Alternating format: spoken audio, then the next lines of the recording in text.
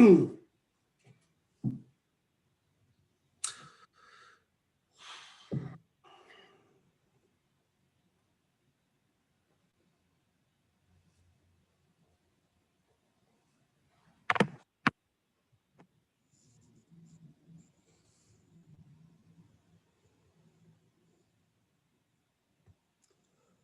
we want to start immediately at 1, or we want to wait for, are we expecting anyone else to pop on that isn't on?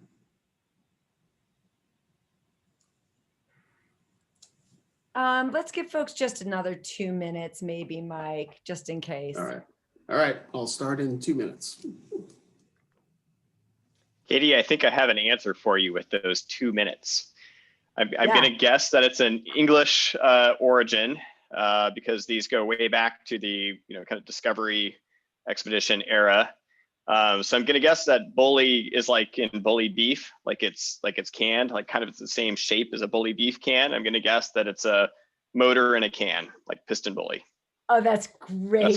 That's my guess based on 30 seconds of internet research and thank you. Very small amount of knowledge of pullers. That was fast. Impressive.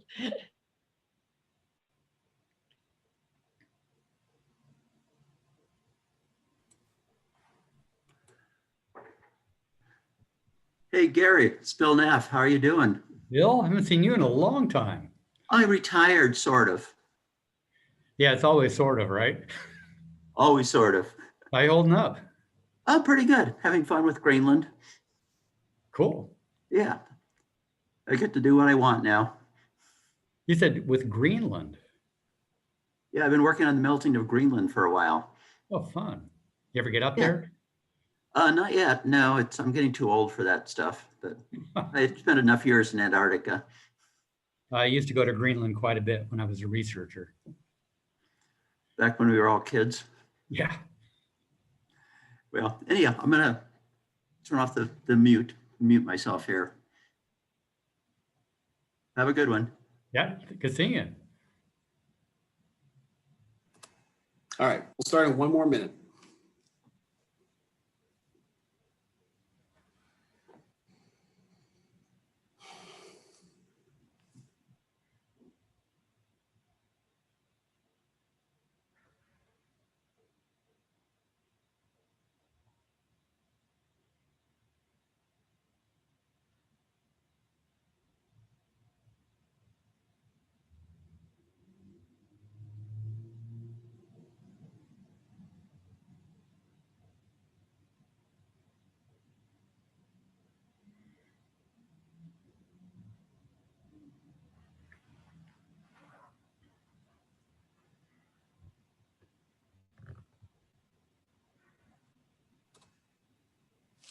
Hey, everybody ready? All right. Good afternoon. My name is Mike England. I'm a media officer at the National Science Foundation. I just want to welcome you to this U.S. briefing on MOSAiC. The German ship Polarstern pulled into Bremerhaven Harbor this morning, and now we have several U.S. scientists and representatives from funding agencies available to speak with you today. I want to briefly tell you how this will work, and then we'll kick it off. First, everyone's on mute right now, and if you have questions, you may type them into the chat, and the chat moderator will make a note of them. Each speaker will speak for only about 3 minutes, so there'll be plenty of time for your questions at the end. At that point, you can ask questions in the chat, or you can briefly unmute yourself to ask out loud. I do want to mention that we are recording this, and that finally, the briefing focuses on the US side of this international mission, which was led by the German Alfred Wegener Institute. Their press conference took place a few hours ago, and you can view it in the URL in the chat. I believe the moderators already posted it. It was in German, but simultaneously translated into English. And with that, we will kick off with our first speaker. Let me introduce to you Dr. Scott Borg. He is the Deputy Assistant Administrator for Deputy Assistant Director for Geosciences at the National Science Foundation. Dr. Borg. Thanks, Mike, for the introduction. I'd like to start by conveying Dr. Bill Easterling's regrets that he wasn't able to be here in person. He's the Assistant Director for Geosciences at NSF.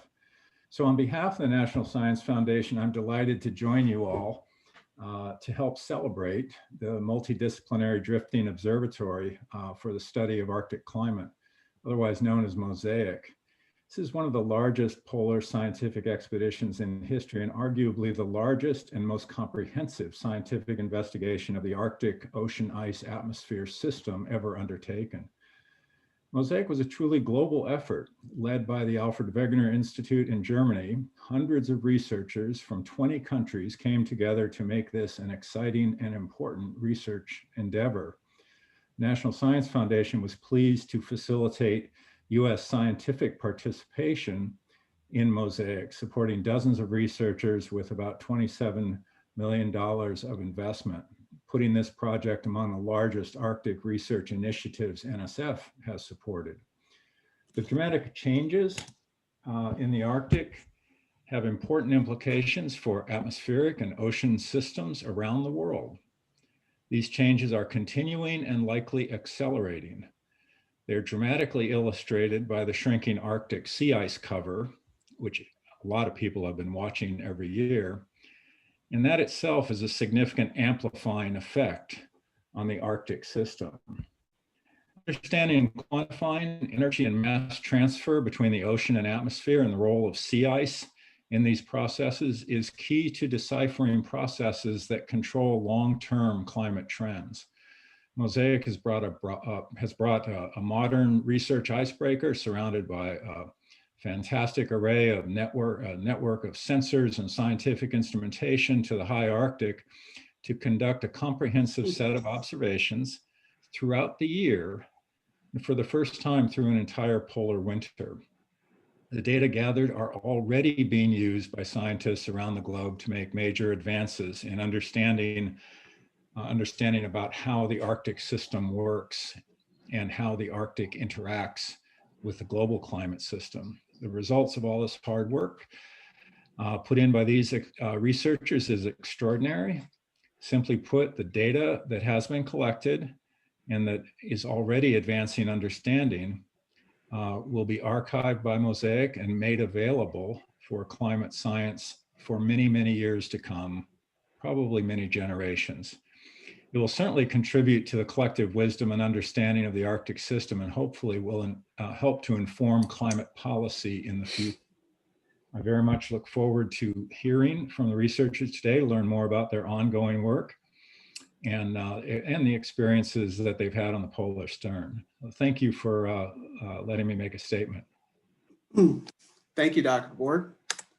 Our next speaker is Matthew Shoup. He is with NOAA and the co-coordinator of MOSAiC. Very good. You can go to the next slide there. Yeah, Matthew Shoup. I'm University of Colorado and NOAA Joint Institute in Boulder. And wow, what a long process this has been through all the preparation and the field time. And now here we are, finally the ship is back. But really, it's a time to pivot. It's a time to pivot towards the fantastic science that's going to come out of all this very hard work that we've done over many years. And so I'm really excited about that. To capture MOSAiC, I'll say that it's been a huge series of challenges. But embedded in those challenges are a number of opportunities. And I'll speak a little bit to those. Next slide, Mike. One of those challenges has been that the ship drifted faster than we thought. It drifted across the Arctic at really unimagined speeds. And that's in part due to the large scale circulation of the atmosphere that set up over the course of this year. But embedded there's an opportunity for us to really understand how the Arctic and its change is actually interacting with the rest of the global system through large scale circulation. So that's an opportunity there. Next slide. Additionally, the ice broke a lot. It was very thin, it was very fragile. And we knew this was going to be the case, but it still got out ahead of us. It still broke more than we thought. Again, a huge challenge for operations in the field, but again, another tremendous opportunity for us. We're there embedded in this new emerging Arctic scene, and it's unfolding right in front of us, right underneath us. So huge opportunity there. Also, we drifted all the way to the edge of the sea ice. We did not plan on doing that, but it gave us the opportunity to study this chunk of ice until the very end of its life cycle. So that's actually a pretty unique opportunity as well.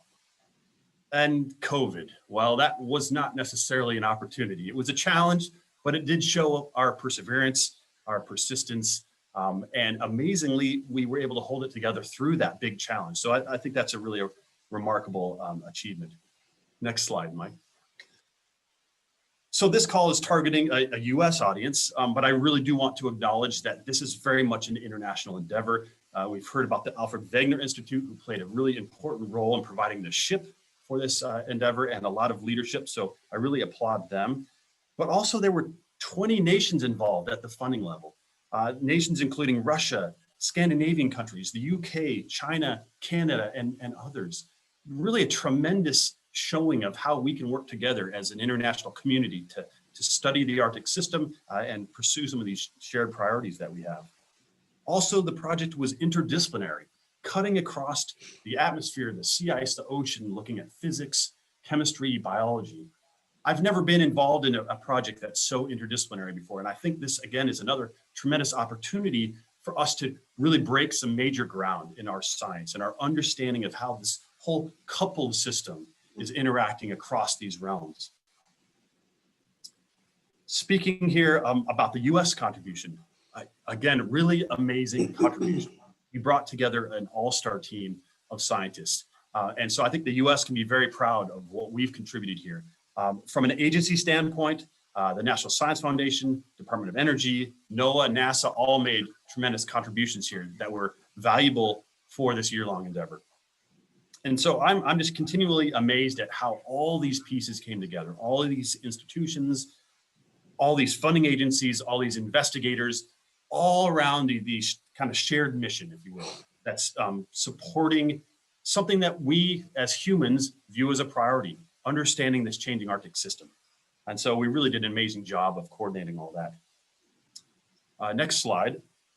A few brief statements about my own area of research, which is atmospheric research and the interactions with the changing surface. I will say that the Arctic sea ice has never seen such a comprehensive and complete and sophisticated set of atmospheric observations out in the central Arctic sea ice. Never. This has never happened before. So it's totally new and is targeting some of the biggest uncertainties that we have in understanding our Arctic climate system, clouds, aerosols, precipitation, boundary layer structure, surface energy fluxes, radiation. So this is really going to be a tremendously unprecedented data set for looking at those areas of research.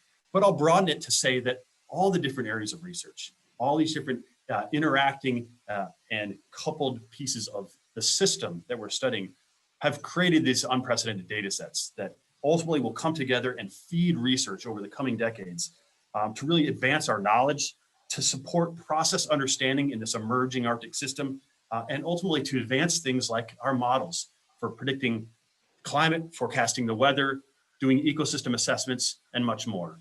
All in all, MOSAiC was a huge success. Thank you. Thank you, Matt. Sorry, I missed that slide. And our next speaker is Mr. Frank Rack. He is the Arctic Research Support and Logistics Manager with the Office of Polar Programs at the National Science Foundation. Yeah, I'd like to echo what Matt just said, how successful MOSAiC has been. It was a large investment by the National Science Foundation and the Arctic Sciences section of the Office of Polar Programs. My role was to help coordinate and communicate across the different agencies in the US and also with our international partners, and to ensure that the scientists and students and others participating in the expedition got the training prior to sailing, as well as had safe conditions during COVID for travel internationally and getting back and forth to the ship. There's a lot of work by everyone involved, and we had great support and partnership with the Alfred Wegener Institute and the other nations participating in MOSAiC. So it was a great opportunity for students, early career faculty. It's something that they're going to remember throughout their career and really build on as they work through the data and the samples they've collected into the future. over many years. Thank you, Frank. Our next speaker is Mr. Gary Giernart. He is the Director for Earth and Environmental Systems Sciences Division at the Department of Energy. Mr. Giernart. Good afternoon, everybody, and thank you for inviting me. This is actually a momentous occasion. So understanding the Arctic is one of DOE's science grand challenges. And for this reason, DOE committed early on to support MOSAiC with the deployment of the Atmospheric Radiation Measurement User Facility on the polar stern. And this involves more than 50 in situ and ground-based remote sensing instruments, some on the ship and some on the ice adjacent to the ship. But this was a major undertaking, and I can say that I spent time in the Arctic on a ship early in my career, and what they achieved here was remarkable. I was privileged to be at the launch of MOSAiC 1 year ago, and I'm thrilled to be at this event today to celebrate the MOSAiC expedition.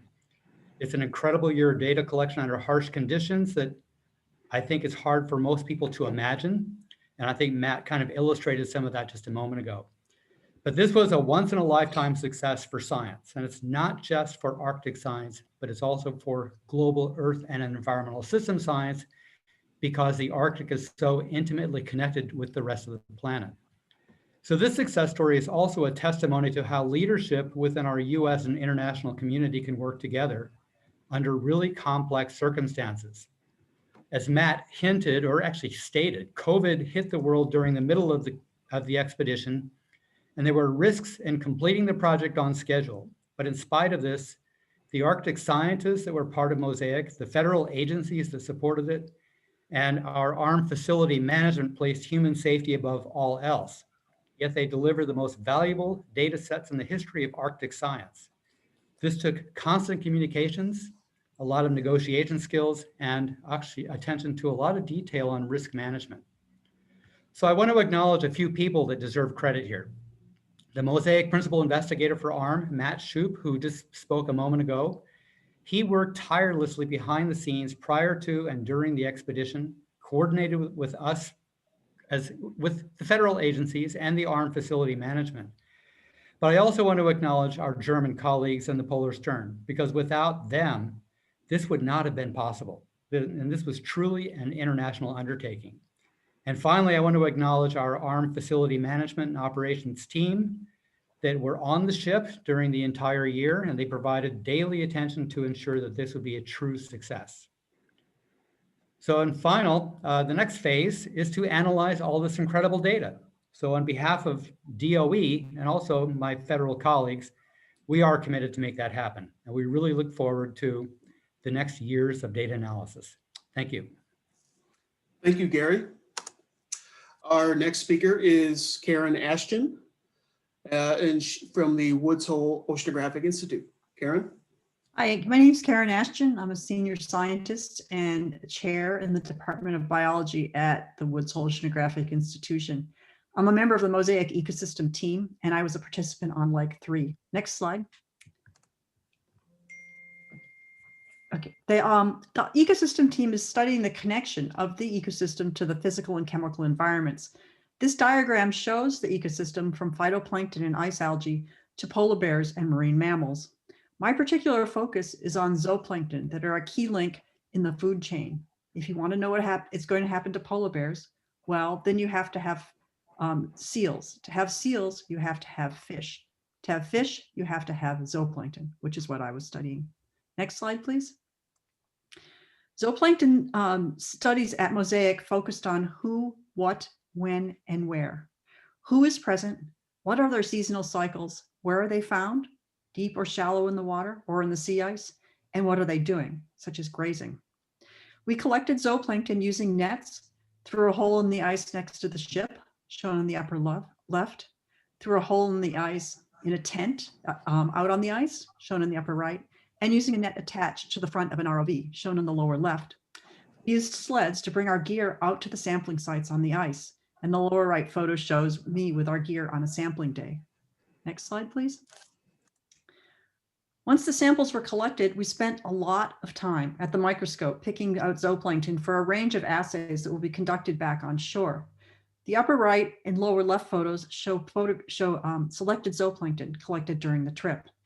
We also set up experiments, and for those, we picked animals in a cold room at around 0 degrees centigrade under red light. Since it was dark under the ice for much of the year, we used the red light because the animals cannot see it, and thus they would think it was still dark. Next slide. During leg 3, we did 96 net tows, excuse me, picked about 4,800 animals for various assays and did 260 experimental incubations. And this was only for leg 3.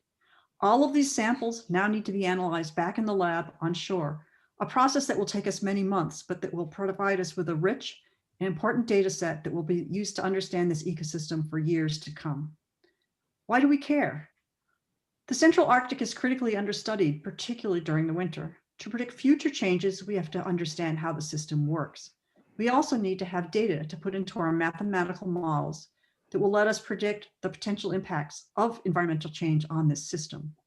Next slide, please. Arctic system change arguably is occurring faster in that region than any other region on Earth. Many subarctic species are expanding their ranges further to the north. For example, Atlantic fish species were found further to the north in the Barents Sea and over a greater area in 2012 than in 2004. Understanding these changes and how the system works is critical for us to be able to potentially manage an Arctic fishery should the system change enough so that commercially important fish species are found in abundance in the Arctic. Thank you. Thank you, Karen. Our next speaker is Robin Webb.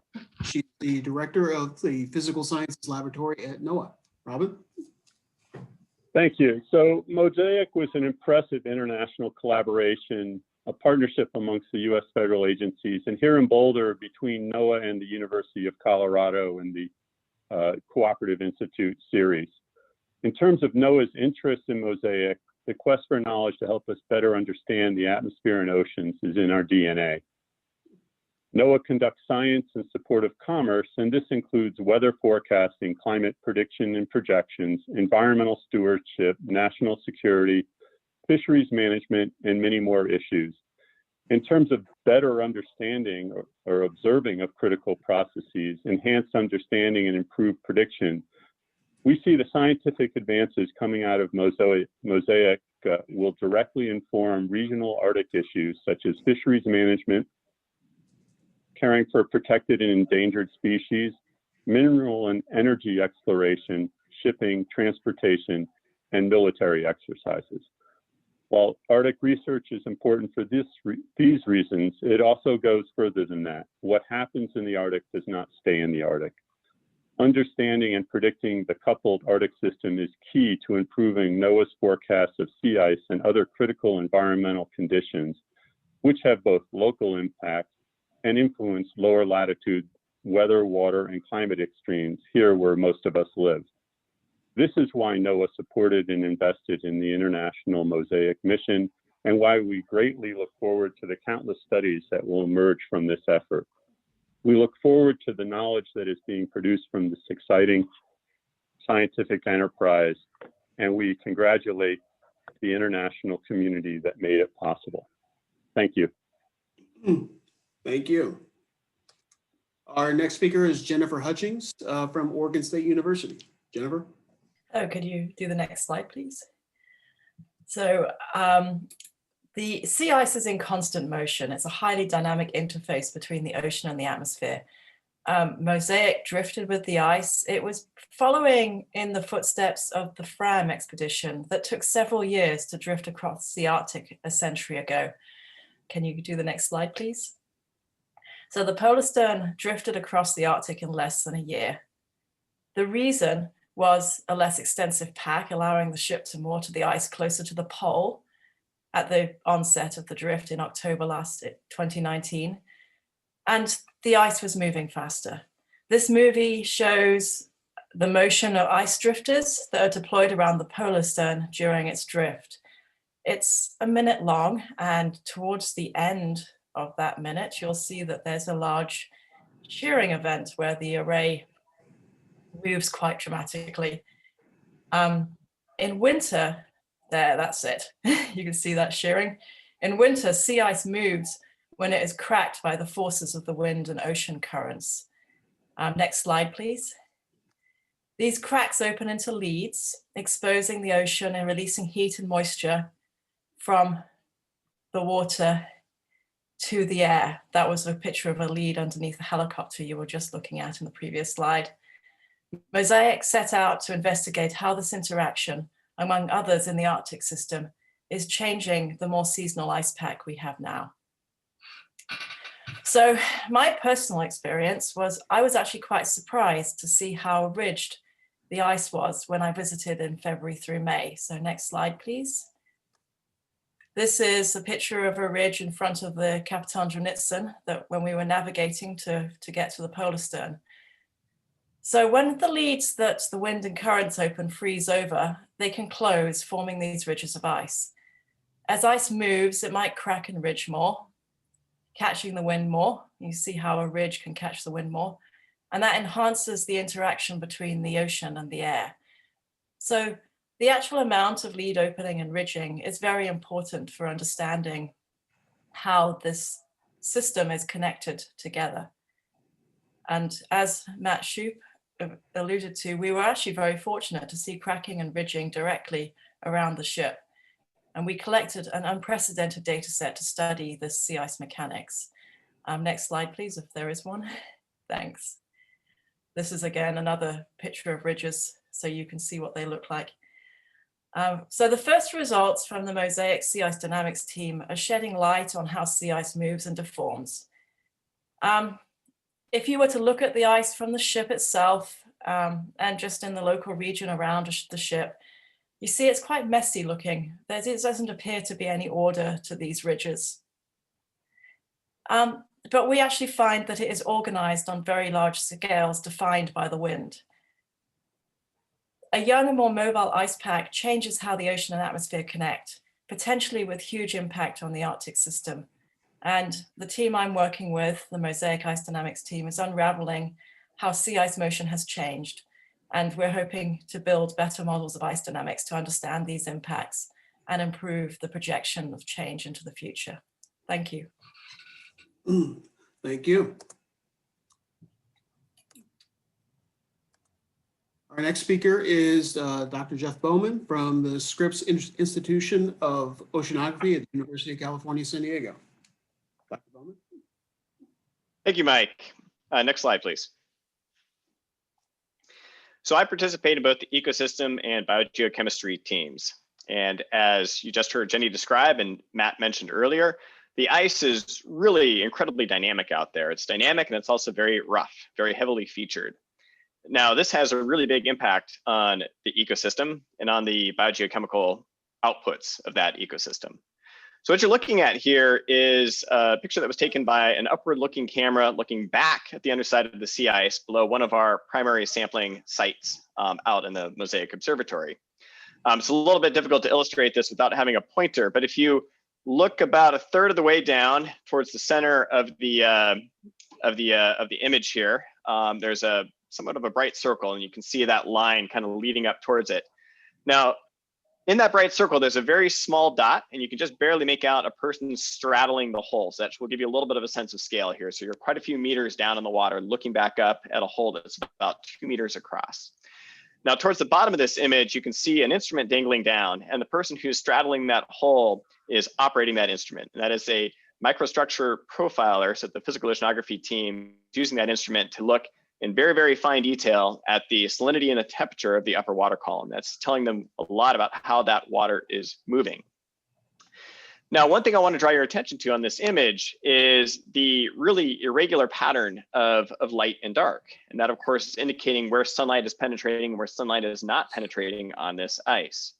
So imagine that you're a photosynthetic organism. You're a phytoplankton, which is the primary food source for cairns, copepods, and you're drifting through this system and you're encountering these points of light where you can photosynthesize, you can give off oxygen, you can take up carbon, you're going through periods of darkness where you have to do the opposite. We're very interested in the integrated effects of that light and dark, and also on the impact of the profound vertical mixing that is taking place as the wind pushes that ice and the ice pushes that water. Next slide, please. So the primary way that we do this is use the instrument that's shown on the left side here. This is a membrane inlet mass spectrometer. Quite a messy and complicated looking lab setup here at our station on Polar Stern. It's a little bit mad scientist with the wires and the tubing going everywhere. But this is a fantastic instrument that worked really, really well all throughout the drift. And it was actually quite remarkable that we were able to keep this instrument going throughout the drift. Now, what this instrument does is it measures two gases. It measures oxygen and argon. And by measuring oxygen and argon continuously, and this is plumbed into a flow-through seawater system on the ship, so it's giving us these data all around the clock for the entire MOSAiC drift. And what we're able to do is use these data to estimate what's called net community production. And this is simply the balance between photosynthesis and respiration. And the balance between photosynthesis and respiration really tells us whether carbon is going into this system or is leaving this system. So is the Central Arctic marine ecosystem a net contributor of carbon dioxide to the atmosphere or a net sink of carbon dioxide from the atmosphere? Next slide, please. Now, this is just a little bit of preliminary data from the first part of the cruise. So what you're looking at here is the ratio of oxygen to argon. Argon is a biologically inert element, so it's there simply as a physical tracer. When the oxygen is in excess relative to the argon, then we know that there is a high production of oxygen by photosynthesis. And when it is drawn down relative to argon, we know that it's being taken up by respiration and similar processes. So we can see that there's this big excess of oxygen that appears during December, which is a really interesting feature for us. And talking to the ice physicists, we understand this is the period of time that we would expect the ice to be at a maximal growth stage and a maximal loss of saline water. As the ice grows, it redirects brine down into the upper water column. So what we're looking at here is a signal of a big oxygen excess being injected into the upper water column as that ice is freezing. And this is just one example of the type of signals that we expect to see as we continue to process our data going into the spring and the summer. Ultimately, what we want to do is couple these data to very high resolution observations that we were making of microbial community structure and genetics. And we'll use those data to model out when the physics is really controlling the oxygen balance in the system, when the biology is controlling the oxygen balance in this system. All right. Thank you, Dr. Bowman. Our next speaker is Steve Archer from the Bigelow Laboratory for Ocean Sciences. Steve. Hi there. Yeah, I'm part of a PI on part of a project that involved people at the University of Colorado and at NOAA as well. And next slide, please. We aim to try and understand what the controls on some of the greenhouse gases and climate active gases are over the in the sort of lower central Arctic atmosphere. And so those included carbon dioxide, methane, ozone, and an aerosol precursor compound called dimethyl sulfide. And so we measured a lot of other gases as well, but those were the sort of main focus of our studies. And throughout the year, we had people on every leg. I took part on legs 1 and 4, but we monitored the concentrations of these gases in the atmosphere, and we directly measured their rates of exchange between the ocean, the ice, and the atmosphere as well. Next slide, please. So I've just put in a couple of slides just to show you the sort of work we're doing. So we had on the left here, I'm in our container, which was in the bow of the ship, and full of instruments for measuring various gas concentrations. And they were fed by inlets on the central photo shows a crane off the front of the ship where we had a load of gas inlets. And then out at the Met City Tower on the ice as well, we were measuring concentrations and flux rates of these gases out there as well. And then next slide, please. And then the other way we did it was to actually go out on the ice with a fairly small footprint system and measure the exchanges of gases right at the surface between snow and the air and ice and the air and actually the water as well when that came along. And this is us in the dark trying to do it. It's good fun. And then next slide, please. And then this is the sort of contrast on leg 4. And that's Byron Blomqvist, who was a PI on the project, dragging one of our systems across the ice in amongst all the melt ponds and things. And then the bottom right-hand pictures, really 3 things you need to do, you need to have to measure gas transfer rates on the sea ice. One is in the cool box, which is a really high speed and very precise gas analyzer. And then a sort of funnel where you measure the concentrations of the gases going in and out of it and compute the fluxes. And then in the background, you need a bear guard just to keep an eye on any encroaching bears. And yeah, so we've obviously got a lot of data accumulated on these gas fluxes, and we'll try and integrate that with all the, the oceanography, the ice physics, and the other atmospheric measurements, and that's, as Matt said, that's the sort of pivot to the next stage now. And yeah, it's going to take us a lot of work and a lot of time to do that, probably. But I think there's some really interesting preliminary thoughts we can take, from our results anyway. One of them is that the gas flux rates in the central Arctic were pretty low, much lower than we expected, really. And that means that you can't really extrapolate from the edges of the Arctic ice pack, for instance, what's happening there to the rest of the sort of central Arctic. And I think that's pretty important. That's sort of what we've been doing in the past, but we need to rethink that. And then the other really interesting thing that we came across in leg 4 was a lot of meltwater occurring at once and forming a really deep sort of freshwater lens over the ocean. And so not only do you get the sea ice acting as a bit of a barrier to gas exchange, but you get this freshwater lens as well.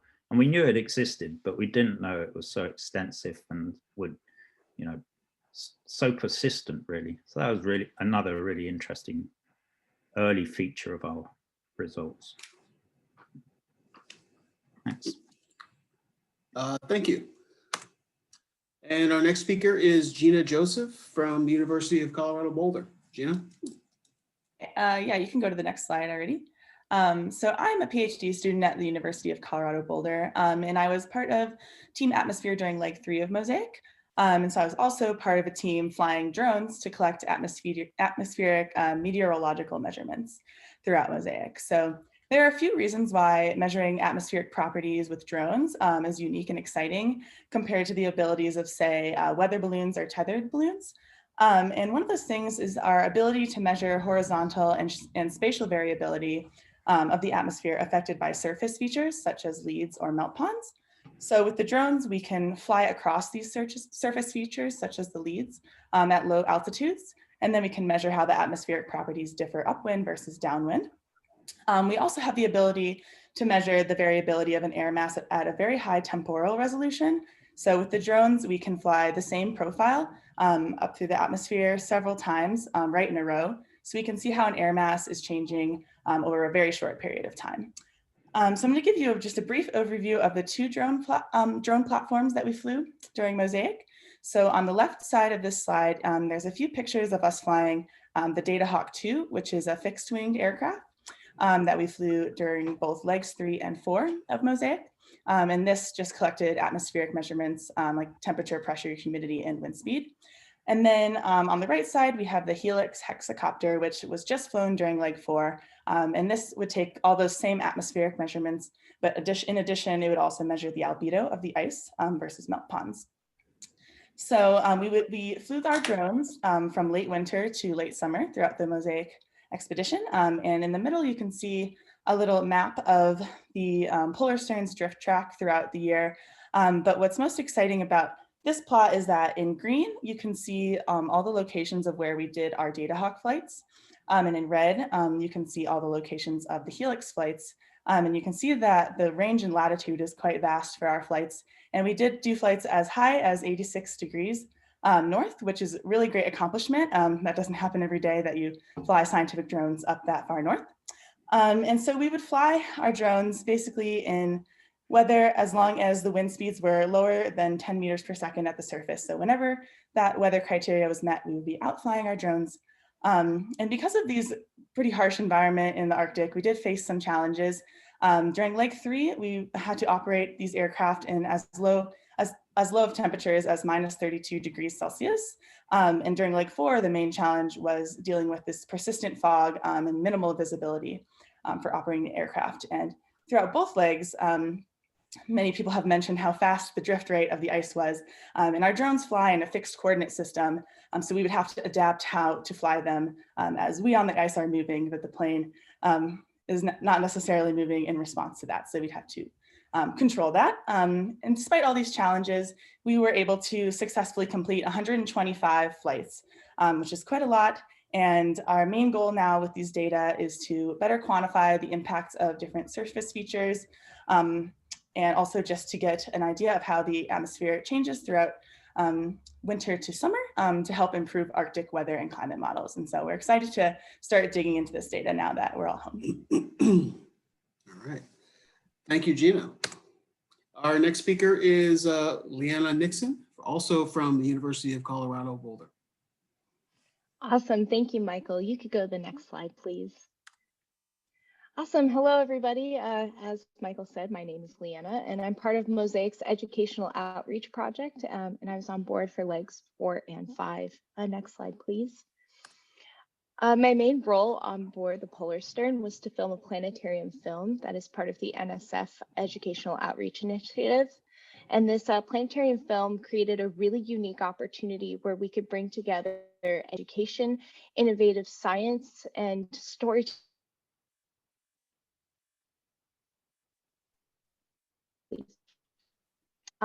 We've already created a film about the dark season and leg 1 update of MOSAiC, which was done by Amy Richmond, who is a CU Boulder graduate student.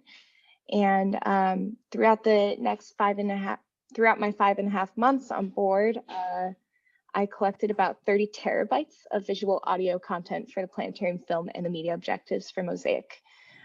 This certainly means I have a lot of editing to do and a lot to tease out to create a comprehensive story about MOSAiC, but it's really reflective on how complex the story of MOSAiC is and how when a community comes together to do something beyond oneself and through innovative storytelling and science, we can really accomplish something amazing. So thank you. Some more interesting slides there.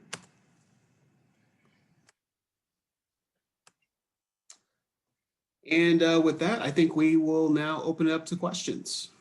You can raise your hand or you can post something in the chat box if you have a question.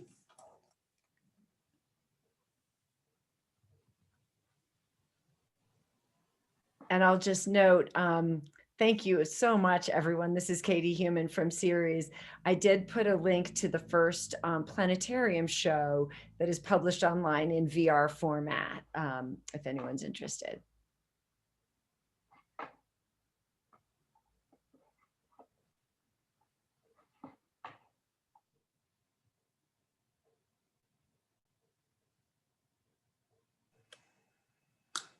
Anyone, any questions? Feel free to raise your hand or type your question into the chat.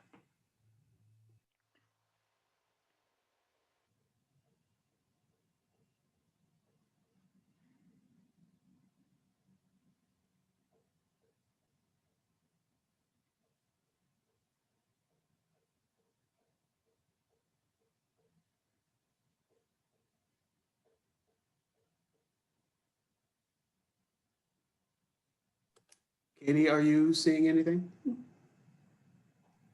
I don't have any questions on the chat, Mike.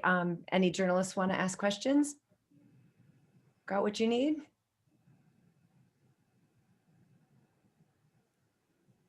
Oh, there's a great question on the chat. about the influence of the Nansen expedition. Matt, maybe you want to speak to that? Yeah, I really hope that my connection is like okay, it's a little bit stuttery lately. So I'm sorry, I'm calling in from Germany, and I hope that it's okay. Matt, maybe you could turn your video off so that we can hear you better. Use your bandwidth for audio.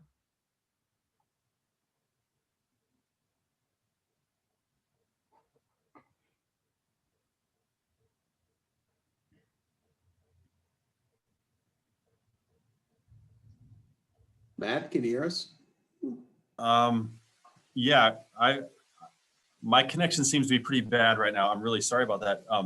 I hope that you can hear me right now. Does that work? For now, yes. Yes. All right. So the Nansen expedition on Fram, yeah, obviously it played a really important role. So Fram showed us about the transpolar drift, the basic flow of the ice across the Arctic, and this played a really important role in our overall design. We got into the leading edge of the transpolar drift and followed that across the Arctic. So as Jenny mentioned before, though, the Fram took much longer to drift across the Arctic, and now we're in a different Arctic state where we cruised across that thing in less than a year's time. It was really amazing that we went so fast, but we were really very literally following in Nansen's footsteps to do this mission.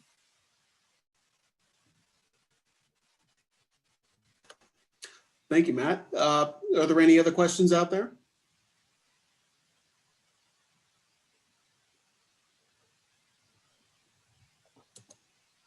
Mike, we had one person ask where the video recording of this session is going to be, and I've put the link in the chat. Great, great.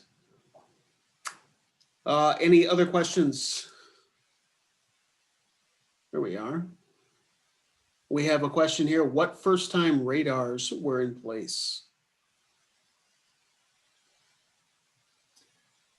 Who wants I can speak to that again. Okay. So we had a lot of radars out there, and it's really fantastic. I mean, that's the kind of work that I do myself, looking at clouds, looking at precipitation, and there have been some fixed pointing radars before in the Arctic for looking at clouds and such. But for the first time ever, we had scanning cloud radar that could scan around and provide spatial volumes to look at spatial structure of clouds and provide a lot of other information that you get from the kind of angular dependence of a radar return signal that teaches you about details of the cloud at the microphysical level, at a very small levels that are important for us to understand the cloud processes and to ultimately represent those in our models. So that was a one instrument that was one of the first time that it's ever been run in the Central Arctic before.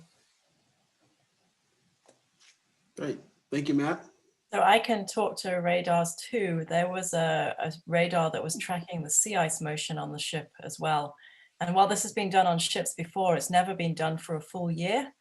And with this this resolution, so Jari Happala from Finland has a remarkable data set collected with that.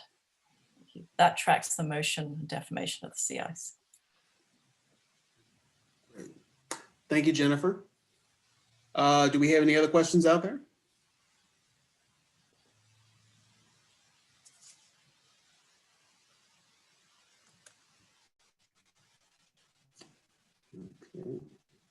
Okay.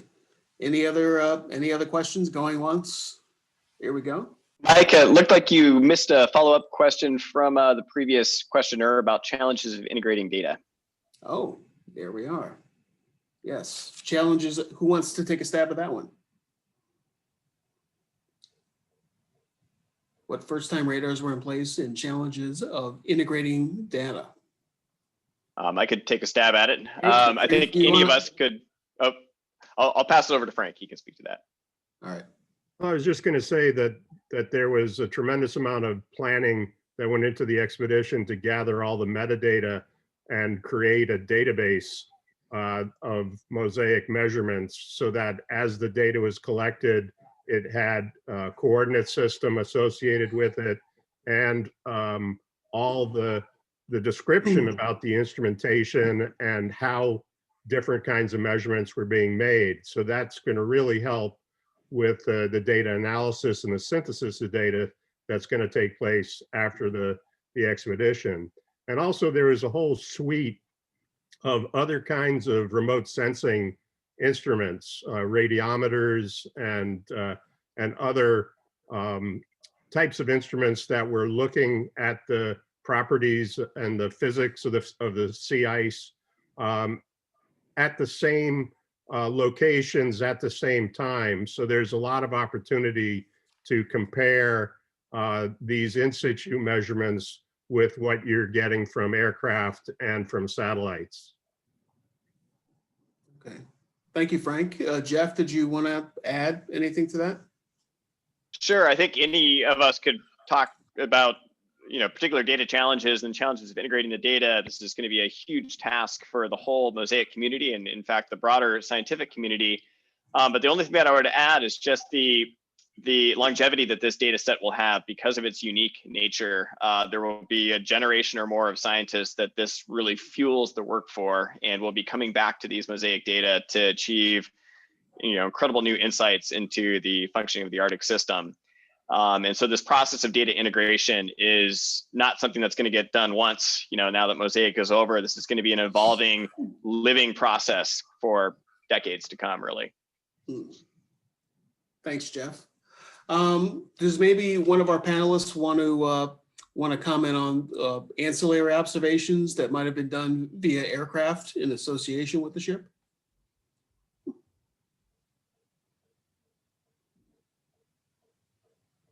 Well, I can say that we had more aircraft observations planned than actually happened.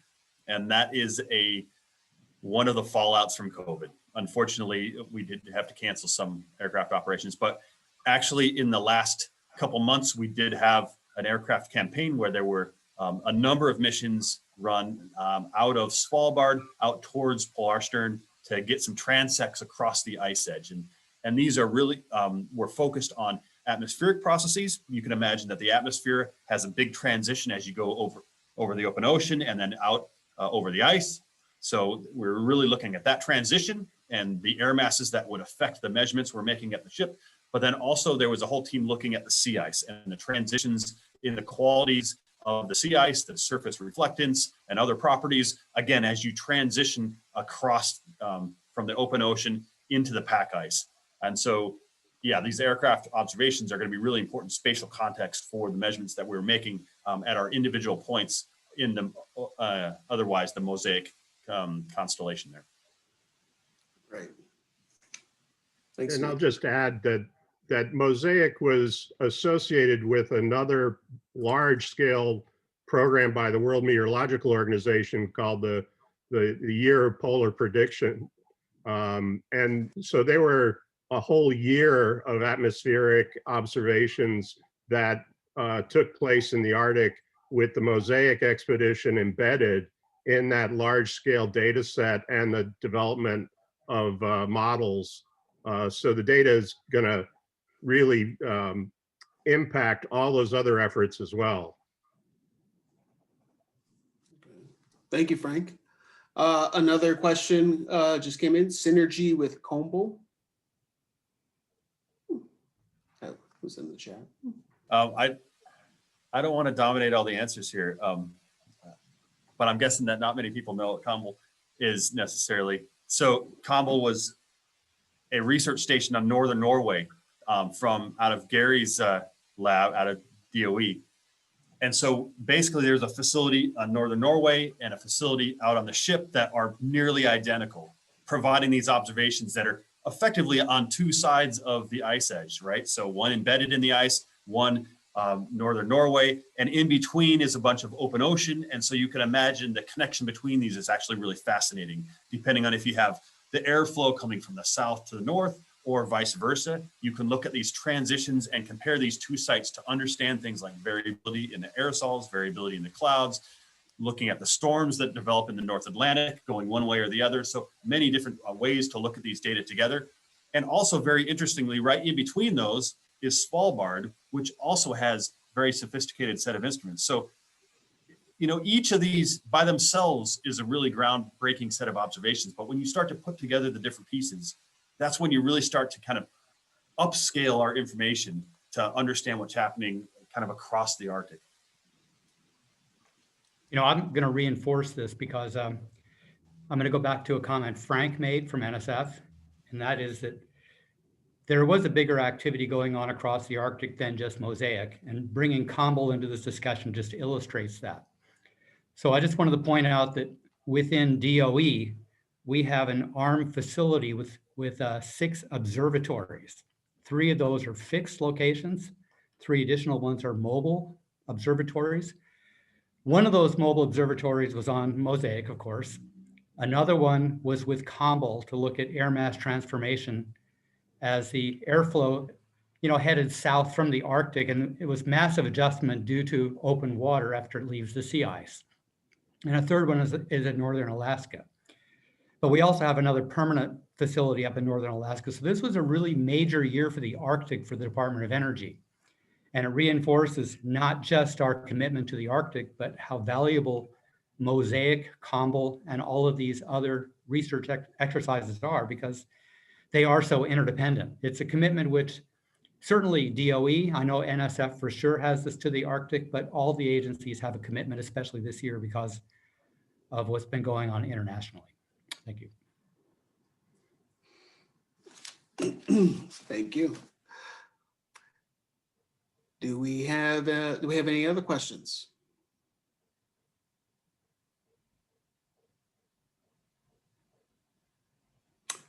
All right, well, we have a few more minutes, so last call for questions.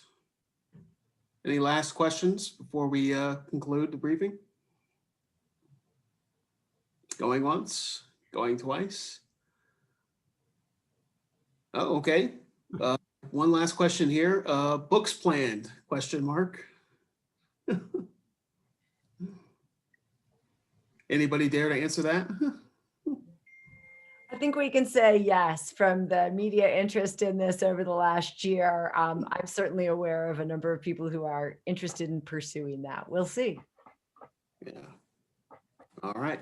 Well, I'd like to thank everybody for, where should we look for research to be released and when? Anybody want to take a stab at that? Frank? Yeah, in December, the American Geophysical Union meeting will be one place where there'll be a lot of information presented. There are other meetings being planned, special sessions at international conferences, as well as outreach. The planetarium show that the University of Colorado spoke of earlier, and many other venues like that. So I think Katie can help provide, or Matt, some links to those as well as others.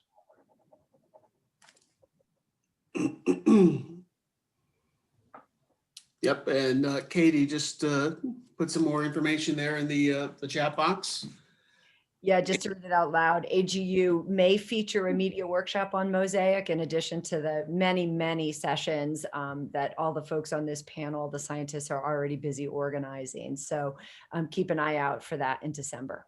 Yeah, we have a dedicated session that, well, I guess it's not solely dedicated to MOSAiC, but we have 30 something different submissions to it from MOSAiC. So we'll have a lot of nice science discussion there. MOSAIC's also featured as part of the Arctic Report Card, which will have a media event at the AGU as well. And certainly there will be more. We will hold dedicated sessions, but also to further answer that question, I mean, the results will come out in a variety of forms, as Frank mentioned. And some of those, of course, from science will be publications. And many, we hope, will be in high-profile journals. We already have some papers that are being sent into Nature, for example, that we really hope will be published, and then we'll catch some press for their own results, right? Because I think there will be a series of really interesting things coming out of MOSAiC. We've already heard the little teasers from the different speakers here tonight of really cool things that they found in their data already that are going to result in pretty significant findings, I think. And so those are the kind of things that we hope to put out in high profile journals that will catch their own press. And so I would say, stay tuned for those. They certainly will be happening in the coming years. Great. Well, thank you, Matt. If there are no other questions, just want to thank our panelists and all our speakers for taking the time out to, some of you on what's supposed to be your day off, to take the time out to do this. And if you have any other further questions, you can follow up with myself or Katie. And with that, thank you for your time. Thanks, everybody. All right. Thank you. Bye. Bye.